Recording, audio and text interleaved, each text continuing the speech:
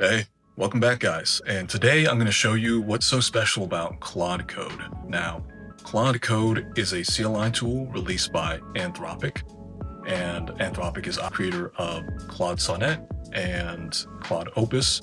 And these are known to be top LLMs, some of the best for coding, and it's beat the benchmarks for the software engineering, the SWE bench, pretty consistently over time. It's been at the top. So Anthropic releases pretty good LLMs, but of course there are external tools that already use that uses these models.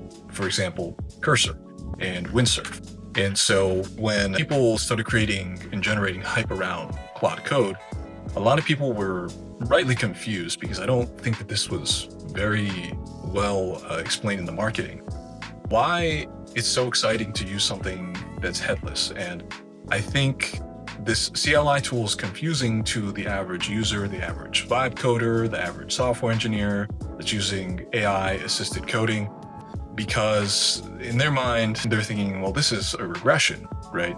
Of course, a lot of sort of more hardcore software engineers tend to use terminals pretty often just because it's just faster to do things in terminals. Some people use completely terminal-based IDEs like Vim or Emacs, right? So terminals are usually considered an advanced user sort of thing. And so why would a user be excited by something like this unless they wanted to get away from the IDE, which I don't think most software engineers nowadays do, right? Maybe some of the advanced users. But the appeal of this is not that it's running in the terminal. It kind of is, but that implies something else that I think a lot of people are missing. And I think this is something that's, again, not very well explained in the marketing. And particularly Claude Code is better than these other solutions, these other copycats that are sort of riding off of the hype. I'm sure they will catch up over time, but Anthropic was sort of revolutionary in their thinking, even if the software itself was not necessarily something that was particularly difficult to create. But this, combined with other things such as their model context protocol, which they released last year and has gained traction in the community, all result in something very special and very powerful. And I think a lot of people are missing out on why. And I don't think it's very clearly explained by a lot of people. There are some people out there trying to explain it, but I'm going to give my own take. So I think that this is the most powerful tool that's been released since Cursor and well beyond, and probably 10x more. And I don't think that's an exaggeration. I think people miss out on why this is the case because they compare it directly to Cursor, because they're only using the sort of vanilla setup. But think of Claude Code as, imagine something like Cursor, which is an all-in-one batteries included tool, but you could modify it to do whatever you want and sort of create agentic systems around it in a headless environment. So what does that mean, right? Well, it means that you can create an entire software development cycle using just this tool. And what does that mean? It means you can even potentially one-shot an entire app and go from the beginning process to the end process of developing software. And I think that, so I'll demonstrate what I mean by that in a moment. But again, what makes Claude Code so special is Cursor may be a batteries included solution, right? Like getting, let's say, stock Honda Civic, right? Gets you from point A to point B. Maybe it's not the greatest thing in the world, and maybe it's not a supercar or a Ferrari, right? Like you would pay in some of these enterprise solutions, or you'd get with like Devin or something like that, where it's like batteries included a sports car, right? And Devin is sort of this autonomous software engineer that can code itself, right? But this is like, if Cursor was, in this analogy, a stock Honda Civic or a stock Subaru STI, Claude Code would be the modded supercar, the modded street racing, a badass supercar version, the tuned up, the NASCAR version of the STI, the professional rally racing, souped up engine, nitro version of the stock STI, right? And it can only get there if you understand how to set it up, right? It can only get there if you replace the custom parts inside in order to get to where you want to be, right? Which is the supercar. And I think that you can create essentially the Cursor supercar with Claude Code. And let me show you why, and let me show you how.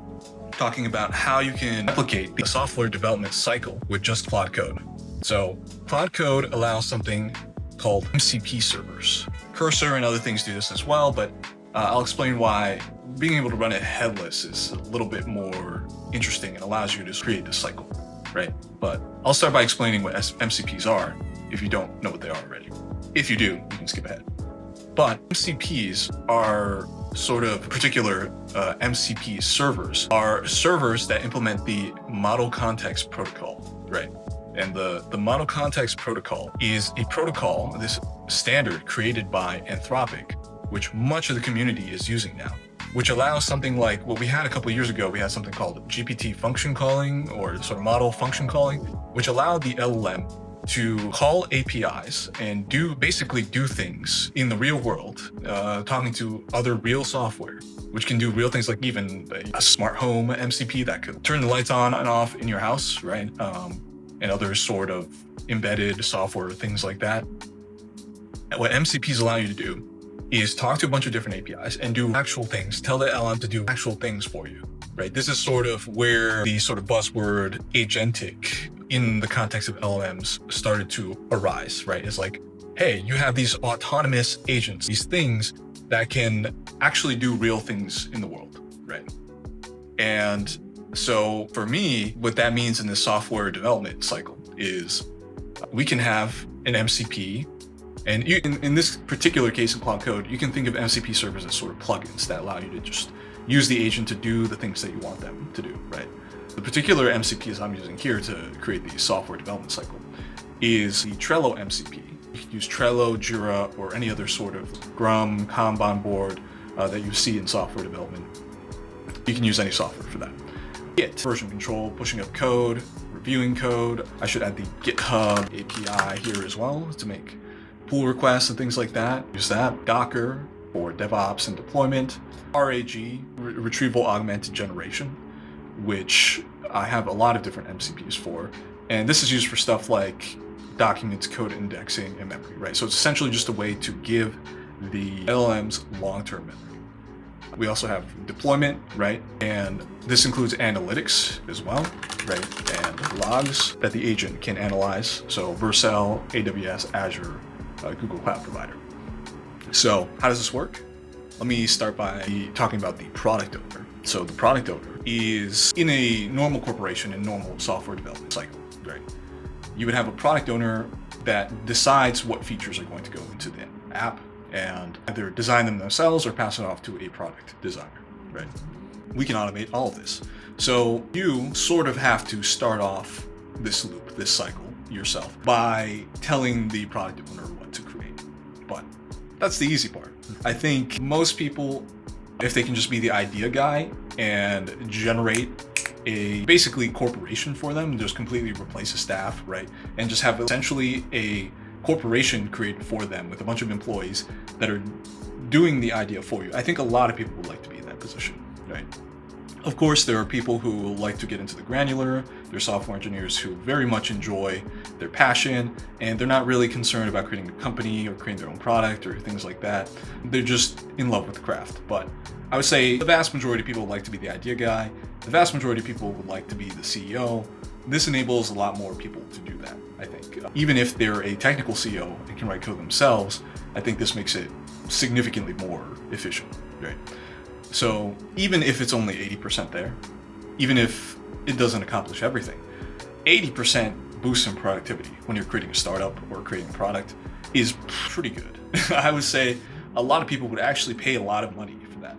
In the case of Claude Code, you really only have to pay $200 a month realistically to run this loop. For me, 24/7. So I would say that's a pretty good deal.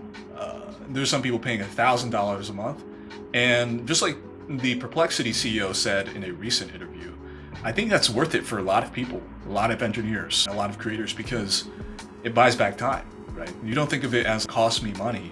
You actually think about it as like, I'm buying my life back, right? Instead of this paradigm of saving money or costing money, you think of it in a more revolutionary way as to buy your life back. And then these sort of very expensive subscriptions become worth it, I think. So let's get into it, right? So we start off with the product owner, and you as a human, to start off this loop, tells the product owner what you want them to create. So let's say you wanted to make an app about figuring out what species of a cat is by taking a picture of it and using AI to determine what species or what breed it is, right? So you tell the product owner this, and it will create a prompt for the product designer. The product designer will then create, and these are all subagents, right? Created by Claude Code. So each of these individual agents are subagents created by Claude Code. And so the product owner, right, tells the product designer, hey, create me a bunch of product design documents in Markdown in my project, and make it a product design document spec that describes the app, the timeline it takes to create it, the user journeys, all that stuff, end to end, what the user experience will look like, and put those all in very highly detailed design documents. And each of these agents will each have their own context and their own ability to call MCPs and tools. So because they each have their own context, they're almost like a specialized person, right? Like a specialized employee, much like a human being, right? They are specialized in their profession, their memory, the limited capacity that they have for memory and that humans have for memory, right? In this case, the analogy would be LLM context. That memory is utilized only for the profession and specialization that they are using in order to accomplish this task. So this agent you could essentially think of as almost like its own person. So once the product designer creates the design documents, it will then pass it off to the technical architect. And the technical architect will actually create a bunch of technical design documents based on the product requirements from the product design documents. And now you see here, versus prompting this very simple prompt in Cursor in a very iterative way, we already have a very detailed description of the product.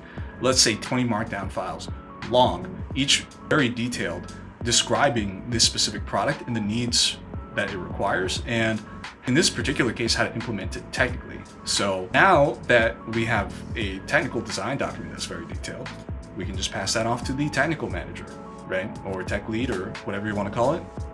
And they will create a bunch of Jira or Trello, Scrum task board tasks based on the technical design documents. And it will just look at each one individually and split it up into specific tasks that a software engineer can consume and deliver on.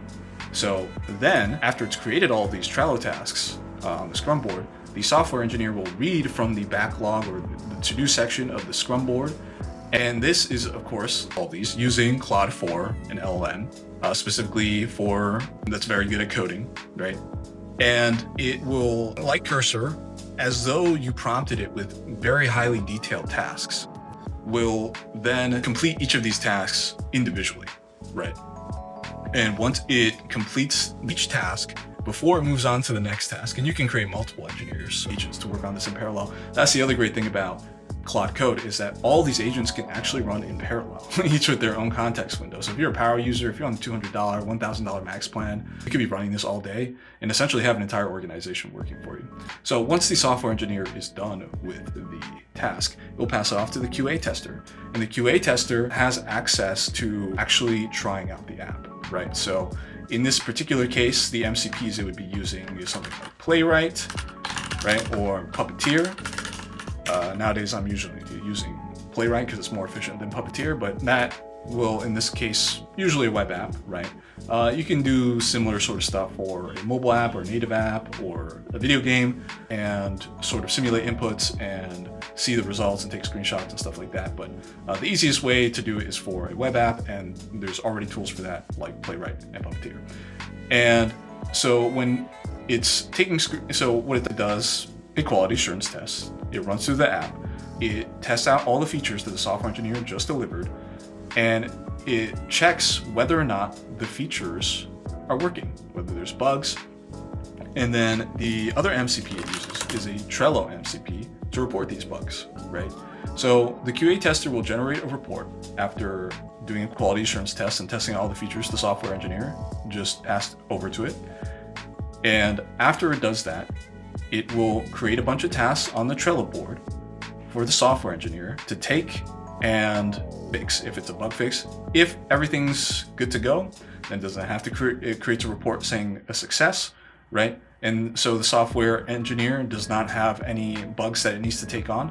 Usually what will happen is before the software engineer takes on a new task, it will deal with the bug that the QA tester said existed in the report, and it will just iteratively go through that in a cycle until the QA tester says, hey, this is good, you don't have to work on it anymore. And this is, again, so much more convenient than using Cursor and just having to prompt every single time that there's something wrong, having to open up the browser yourself and test some kind of Next.js app or something like that, right? Some kind of React app or some kind of mobile app or game that you're working on, right? Like a video game, having to test the inputs yourself and then saying to Cursor, oh, hey, this doesn't work and you gotta fix it. And this is what I know about what you need to fix it. And here's maybe some screenshots. And instead of having to do all that, all this stuff is just happening in your sleep if you want. You can go make a coffee, you can go play video games, you can go work on another app, and all this stuff is essentially just happening in your sleep autonomously in this loop. And so now that that's done, right, you could have 100 tasks on the board, and in an autonomous loop, it not only completed the task for you, coded the task, created the features, tested the features, made sure they actually work before moving on. You have all that done, and you also have an entire software development lifecycle where you can go back and do it all again, right? And this is where it gets to a more non-linear sort of good, think of it as cron jobs or whatever, right? But you have these sort of tasks that are running in the background now, right? That are more long-term. And these tasks are stuff like DevOps. Once the entire task board for the week or whatever has been complete, DevOps will deploy it, right? Once QA has said, hey, this is ready for production, DevOps will periodically check, hey, is something new ready to deploy? And it will deploy it. It will check the status of deployment on this particular DevOps agent, right? We'll check the status of deployment on the cloud provider, such as Vercel. It will do anything necessary to fix it using a Kubernetes MCP, so it'll be doing DevOps for you. And then it will return a report to the technical manager, which then starts the loop over again from the middle. And that's very useful. Again, now you've automated multiple parts of your company, the software development cycle, DevOps, and then finally, what you can have when you have actual users for your app is a data analyst agent to analyze your data and see user metrics and see user satisfaction, as well as a data analyst that's more technical too, that can look at whether or not things are working good technically, right? Whether the features are working well and whether they're working for the users or not. And then it can take all that data from, let's say, Vercel, Datadog, there's Sentry as well for front end. It can pass that back to the beginning of the software development cycle, where the product owner makes a determination, hey, does it seem like a useful feature based on what the data analyst told me? If it is, then let's start the cycle all over again. And let's say, hey, I need these features. Let me talk to the product designer. Product designer creates the markdown, creates the product design documents, very detailed, then pass it over to the technical architect, right, who creates technical design documents, pass it over to the tech manager, who creates the tasks on Trello. The software engineer reads the tasks on Trello autonomously and then completes the task, passes it to the QA tester. The QA tester passes it back if it's a bug, or generates a report that succeeds, in which case it tells the software engineer, hey, move on to the next task until all the tasks for the week are done. And it's just like, wow, man, this is so powerful. I don't know how, I understand why people don't know about this because it's not well communicated. And I think that's sort of part of my job, right? I'm a software engineer, startup CEO, a indie game dev, all these things, right? And I have a decade of experience in professional software engineering, 2 decades of experience in coding, if you count me coding Flash games as a kid and things like that. And I was able to sort of intuitively figure out that Claude Code could do all this, right? Once I understood what subagents were. And there's, again, a couple people who put me onto it on the internet. It's very obscure. Very few people know about this because the amount of time you have to spend setting it up, and it's just very cutting edge, right? So it's going to take some time for people to catch up. But once I learned about subagents, I was like, why wouldn't I just create a loop like this, right? Why wouldn't I just create the entire software development cycle in Claude Code? And so far, it's been working out great. So far, it's like 10x, 100x my productivity because all this stuff is happening autonomously in my sleep, right? Of course, I'll have to supervise it. I'll have to make sure it doesn't mess up every once in a while. But for the most part, I can be hands off. For the most part, now I'm like a supervisor. Now I'm like a CEO of my own software development team, right? And I just think a lot more people should know about this, right? I think this will completely revolutionize. Build it yourself, building your own computer from parts or building Legos. Build it yourself, Devin, right? Build it yourself, autonomous coding team. And I think this is extremely powerful. And I think if people utilize this, they could speed up their productivity by quite a lot. So I'm pretty excited about this. I use it all the time. Of course, I'm still a software engineer. Of course, I still code. Of course, I still have a very in-depth level of knowledge. Of course, I think there are limitations to vibe coding and this and that. But again, if it can get you 90% there, even 70% there, even at the worst case scenario, 50% or less, that's still a net positive. That's still a net gain. So I think it's extremely powerful. It could increase a lot of people's productivity significantly. It can increase the quality of output of LMs significantly. So I think, hey, you should definitely give it a try. And next time I'll run through the entire process from end to end, actually using Claude Code. So watch out for that in the next video. So thanks guys, and see you next time.